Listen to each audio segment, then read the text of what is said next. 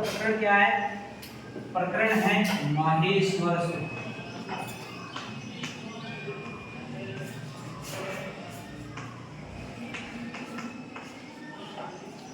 अब ध्यान रखना, ये माहेश्वर सूत्र है वो संस्कृत की नींव है। संस्कृत व्याकरण की कहीं से नींव शुरू होती है तो यहां से होती है। इसके रचयिता है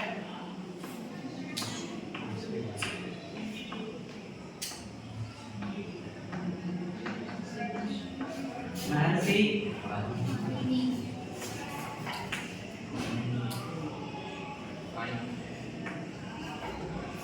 पाणिनि। कौन है? महर्षि पाणिनि। अब आपके मन में ये सवाल उठा होगा कि सर ये नाम कहां से आया? ये महेश्वर सूत्र नाम क्यों पड़ा? क्यों ना रामेश्वर सूत्र देते? क्यों ना हनुमानेश्वर नाम दे देते? क्यों ना भस्मेश्वर दे देते? क्यों ना कोई और ही नाम दे देते? तो देखो इसके पीछे एक कहानी है, इतिहास है। ये महर्षि पाणिनि है ना, ये अपने शादी तक ज्ञान में थोड़े अलग थे, मतलब अलग ज्ञानी थे। और इनकी जब शादी हुई, पत्नी आई, तो उन्होंने देखा कि यार ये आदमी तो ज्ञानी कुछ नहीं, मतलब इस आदमी के पास ज्ञान कम है। तो पत्नी ने क्या है कि थोड़े बहुत इधर उधर वाले सब बोल दिए कि वो आपसे बेटर, वो आपसे बेटर, फलाना आपसे अच्छा करता है, उसको अच्छा ज्ञान है। देखो आदमी सबकी सोच सकता है, पर वहां आदमी नहीं।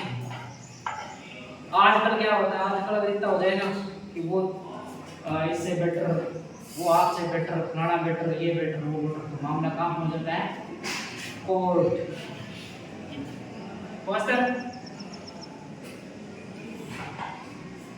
और वहां तलाक की अर्जी लग जाती है, या कोई आदमी ये जाता ही अपना ले लेता है दिल पे, तो कहीं भी छोड़े जीने का कोई मतलब ही नहीं रहा है। इसने ये कह दिया। पर ये बात कब की है? पाणिनि जी का जो जन्म है वो लगभग 500 ईसा पूर्व होगा। कब हुआ था? 500 ईसा, मतलब आज से लगभग 2500 साल पहले। तो ये जो तलाक, डिवोर्स, ये शब्द हमारे किसी भी प्राचीन हिंदू ग्रंथ में नहीं मिलेंगे, और न ही आज के हिंदू ग्रंथों में मिलेंगे। ये विदेशियों की देन है। हमारे जो सनातन धर्म है उसमें तलाक नाम का कोई शब्द नहीं है। हमारे है कि 7 जन्मों तक तुम्हारे हैं।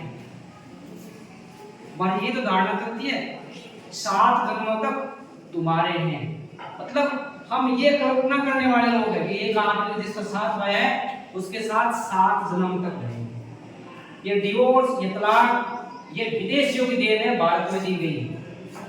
समय समय पर आक्रमणकारी आते रहे, कभी मुगलों के रूप में तो कभी ईस्ट इंडिया कंपनी के रूप में, और उन्होंने हमें इन मामलों में जकड़ा, और हम आज अंधे होकर के पश्चिम की सभ्यताओं का पालन कर रहे हैं।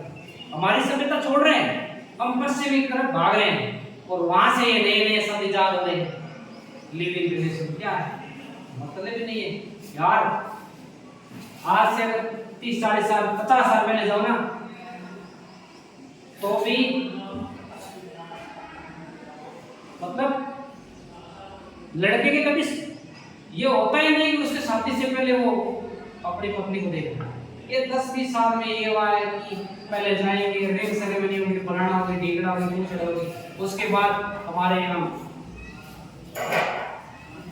तो जब ये परंपरा ही नहीं थी तो हमारे तलाक शब्द था ही, मतलब हमारे हिंदू ग्रंथों में, सनातन ग्रंथों में तलाक शब्द था ही नहीं। तो जब पाणिनि जी को ये कहा गया कि आपको ज्ञान नहीं है, आपसे वो बेहतर है, आपसे ये है, मतलब उनकी जो अल्पज्ञता है वो पत्नी के द्वारा दिखाई गई, रास्ता दिखाया गया। एक तरह से पत्नी क्या चाहती है कि उसका पति परफेक्ट हो। पत्नी हमेशा ये चाहती है कि उसका पति हमेशा और से आगे हो, ताकि वो गर्व कर सके कि मेरा पति नंबर 1। बीवी नंबर 1 तो सुना होगा आपने। मैं पहली बार पति नंबर 1 बना है। बीवी नंबर 1 फिल्म चलती है। तो पाणिनि जी जब सुने पत्नी के शब्द तो तलाक था नहीं, पंखी के लटक रही परंपरा नहीं थी, क्योंकि आदमी इतना मजबूत था। आजकल वे ये कमजोर, ये मतलब गिदड़ वाला कलेजा तो आज है आदमी, पहले बहुत मजबूत होता था। तो क्या होता, पहले था कि हमारे अपने को कोई अपमानित करे, क्या करे, तो अपन भक्ति करे। क्या करे? और भक्ति में सबसे जल्दी किसी को रिझाया जा सकता है वो भगवान कौन से? महादेव, जिनका एक नाम है आशुतोष। आशुतोष का मतलब क्या है? शीघ्र प्रसन्न किया जा सके। तो इन्होंने किसकी भक्ति की? शिव। अब शिव की भक्ति की तो शिव जी तो पता है आपको 2-3 दिन में हो जाते हैं खुश। बोल वत्स बोल, ये होता है। पर उस दिन ये बोल वत्स बोल नहीं था। उस दिन शिव जी भी नया वो एक रोचक किस्सा लेकर आए, नया स्टैंड था उनका। पाणिनि जी चकित रह गए, पर भक्ति करते करते पाणिनि जी ज्ञान हो गया, शिव जी को देने आए। शिव जी ने क्या किया? ये बोल वत्स वाले जगह डमरू बजाना शुरू किया। क्या बजाया? डमरू। अब शिव जी ने 14 बार डमरू बजाए, पाणिनि जी ने 14 सूत्र लिखे। और शिव जी के डमरू से निकलने के कारण इन सूत्रों को क्या कहा जाता है? महेश्वर। लिखे पाणिनि जी ने, पर शिव जी के डमरू से निकलने के कारण, शिव जी की कृपा दृष्टि होने के कारण इनको क्या कहा जाता है? महेश्वर सूत्र कहा जाता है। अब कितने महेश्वर सूत्र हो गए? 14। मैंने बताया ना 14 बार डमरू तो अलग-अलग लिखा। पहला है पैकुण, दूसरा है ह्रीं ह्रीं, तीसरा है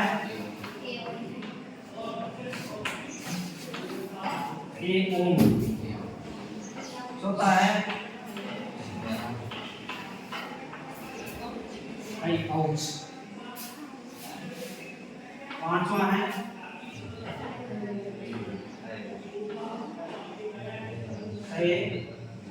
वट, छठा है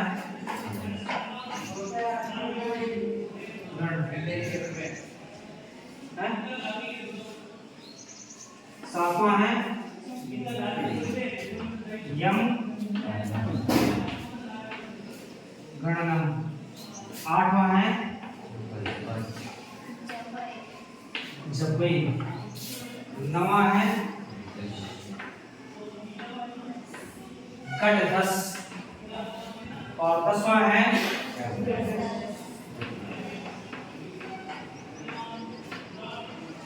जमगढ़ 10। 11वां है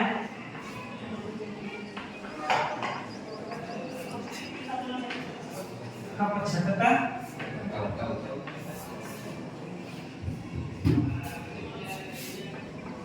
12वां है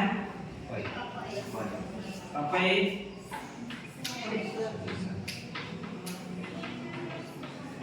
77 और लास्ट कौन सा है? ये क्या है? 14वां।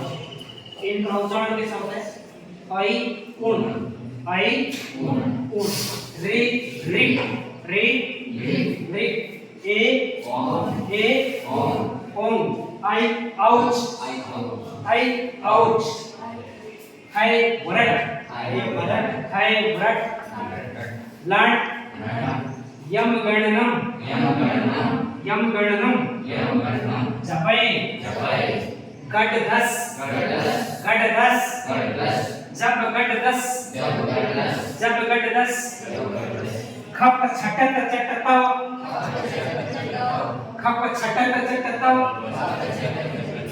कपै स हल कितने हो गए? ये क्या है? ये महेश्वर सूत्र है, पर ये संस्कृत की वर्णमाला क्या है? संस्कृत की वर्णमाला। यहाँ संस्कृत में जितने वर्ण आते हैं ना, वो वर्ण संस्कृत की वर्णमाला में इन महेश्वर सूत्रों की दृष्टि से देखें तो कितने होने चाहिए?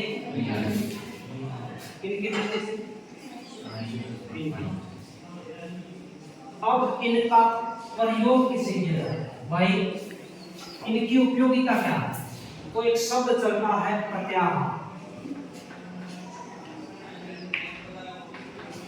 प्रत्याहार का मतलब होता है संक्षिप्त करना।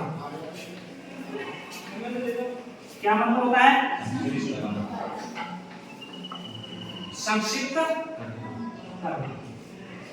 अब देखो संक्षिप्त, जैसे मान लीजिए मैंने कह दिया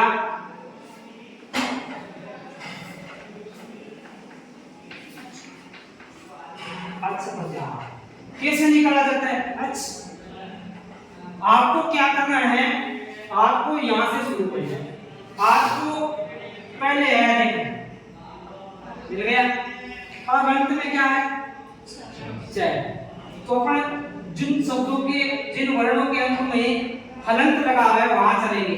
इसमें चय नहीं, इसमें नहीं, इसमें है क्या? इसमें नहीं, इसमें है ना, इसमें। तो यहां तक पहुंचे तो अब लेंगे कैसे? ऐसे शुरू करेंगे। आज प्रत्याहार में कौन कौन से वर्ण आएंगे ये देखो, ए ई उ। ध्यान रखना बीच में जो हलंत आए उनको बस में नहीं लिखना, उनको प्रत्याहार में शामिल नहीं करना। मतलब हलंत वर्णों को छोड़ना है। क्या करना है? छोड़ना है, क्योंकि ये सिर्फ प्रत्याहार निर्माण में काम आ रहे हैं। तो ए ई उ, आगे क्या है? री री, क्या लेना है? क्या लेना है? ए ओ, अंगे लेना है। क्या लेना है आगे? आई आओ। अब कितने हो गए? देखो स्वर। आज प्रत्याहार का मतलब क्या होता है? स्वर। वर्णमाला में दो चीज होती है ना, स्वर और व्यंजन। तो यहाँ अपन आज प्रत्याहार का मतलब क्या निकाल रहे हैं? स्वर निकाल रहे हैं। स्वर ही है। तो स्वर कितने हो गए संस्कृत में? देखो 1 2 3 4 5 6 7 8 9। एग्जाम में आपसे पूछते संस्कृत में स्वर कितने होते हैं? आप कितने जवाब दोगे? 9। कितने होते हैं? 9। स्वर कितने हो गए? 9। अब मैंने टोटल कितने बताए? 42। 42 में से 9 निकाल लो, कितने बच गए? 33। यानी व्यंजन कितने हो गए? 33। अब व्यंजन को क्या बोलते हैं?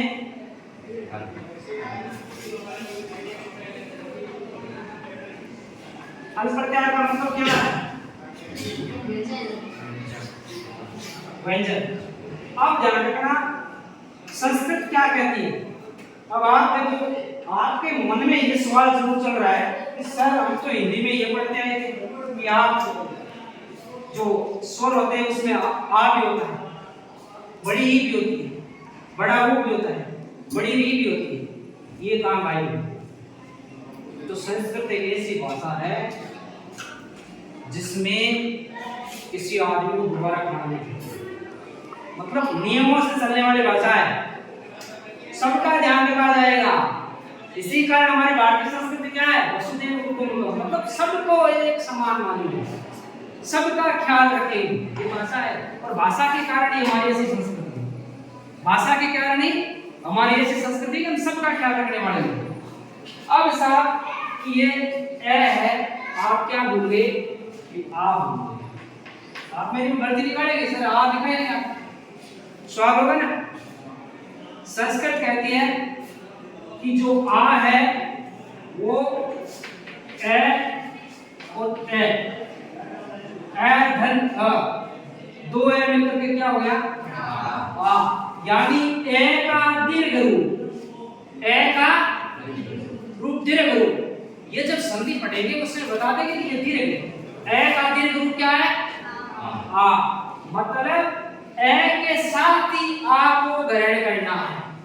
मतलब ए और आ संस्कृत की दृष्टि से एक ही परिवार के दो व्यक्ति है, दोनों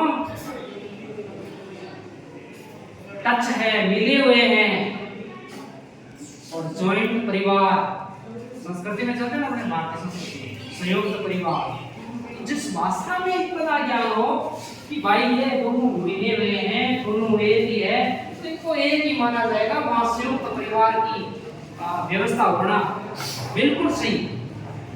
उस संस्कृति में संयुक्त परिवार की व्यवस्था होगी जिसकी भाषा ही सिखाती हो। साहब ये दोनों एक ही अलग थोड़ी है। अब ई में भी ये है कि आप ई धन नहीं करेंगे तो आपकी बड़ी ही हो जाएगी, मतलब दीर्घ रूप हो जाएगा। ऊ में भी वही है, दीर्घ रूप हो जाएगा। री में भी वही है कि आप छोटी री लिखेंगे तो आपकी बड़ी री निकल के आ जाएगी। देखो छोटी री कैसे लिखी जाती है, बड़ी री कैसे लिखी जाती है, ये बड़ी। एक मिनट और नीचे क्या हो गया, बड़ी री, है ना।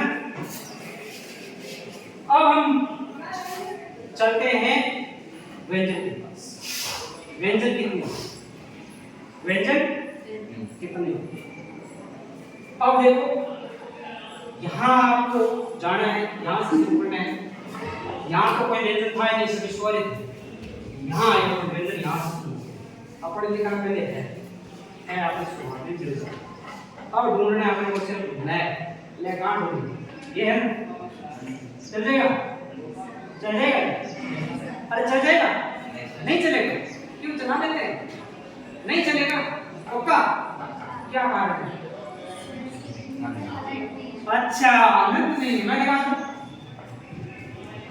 मतलब इसमें अनंत नहीं, आप भी समझ लीजिए तो ये नहीं चलेगा। यहाँ आपको अनंत वाला ढूंढना है, यहाँ यहाँ यहाँ यहाँ यहाँ यहाँ यहाँ, कहाँ गया है, कहाँ है, इसमें है गया, बड़ी पार की नजर है।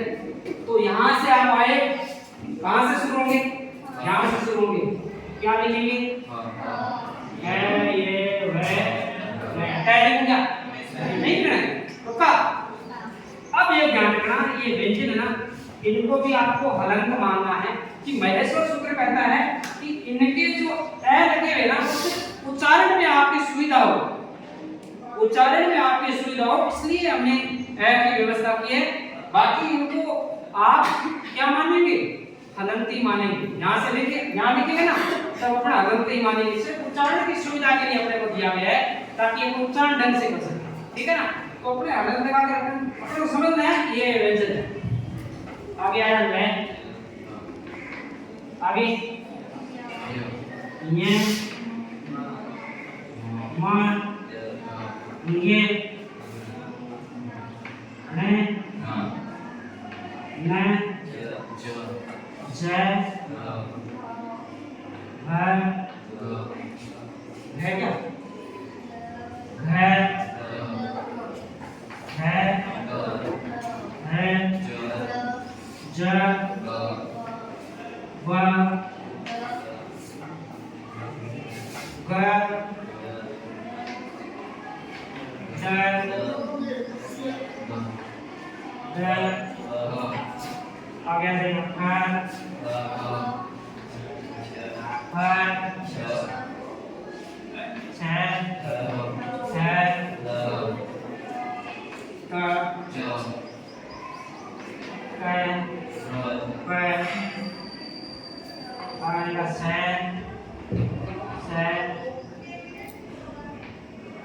आगे देखना आगे लिखोगे, लिखती हूँ, लिख ही देता हूँ ना। अरे आप बताओ, लिखो नहीं लिखो, नहीं लिख रहे? क्यों नहीं लिख रहे? हाँ, है एक बार आ चुका है, दूसरी बार आपको नहीं। अब ये कितने हो गए? आपसे पूछ ले सर में व्यंजन कितने होते हैं, क्या जवाब दोगे? गुरुजी झूठा बोल रहे अरे गुरुजी एकदम झूठा बना रहे हो। हमने ये व्यवस्था देखी है, ट्रेन, ये इनको पूरा कौन करेगा? अब भाई एक साथी है, उस साथी में नियम है कि एक आदमी सिर्फ एक बार ही खाना खाएगा, और आदमी अगर बार बार बहुरूपिया बन के आए तो लोग पहचान लेते किसी दृष्टि है ना। तो ये संस्कृत की दृष्टि से एक बार खाना खा चुके लोग दोबारा, भाई व्यवस्था थी कि एक पत्थर पर एक आदमी बैठे और एक पत्थर पर दो बैठ गए, मतलब ये थोड़ी खाना खिला देंगे, खा चुके हो आप लोग। तो जो ये श है ये किससे मिलकर बना हुआ है? प्लस स। तो यहाँ आपका कै है वो एक बार खाना खा चुका है, स भी खा चुका है, दोबारा साथ दिन अगर साथ बैठकर खाना खाएंगे तो यहाँ व्यवस्था नहीं है साथ बैठकर। आप एक बार खाना खा चुके हो, आप क्या हो, ये आप तीनों हो ना, ये संयुक्त अक्षर क्या हो, आपकी व्यंजन में गिनती एक बार हो चुकी है, अब आप सिर्फ संयुक्त अक्षर बन रहे हो। दो या दो से ज्यादा मिलकर जो अक्षर बनते हैं वो क्या कहलाते हैं? संयुक्त अक्षर कहलाते हैं। आप सिर्फ संयुक्त अक्षर है। ये थ है, त, धन है, इनके साथ है मिला दो तो पूरा हो जाता है। मैंने हरंत लिखा शुरुआत में। अब ये गे, तो गे को कैसे काटे? गए ये कर देंगे, आधा गए और ये लगा देते हैं, ज्यादा बुरा हो जाएगा क्या? हो सकता है नहीं होगा भाई। जब मैंने ये त्र उसको ट की ध्वनि आ रही है,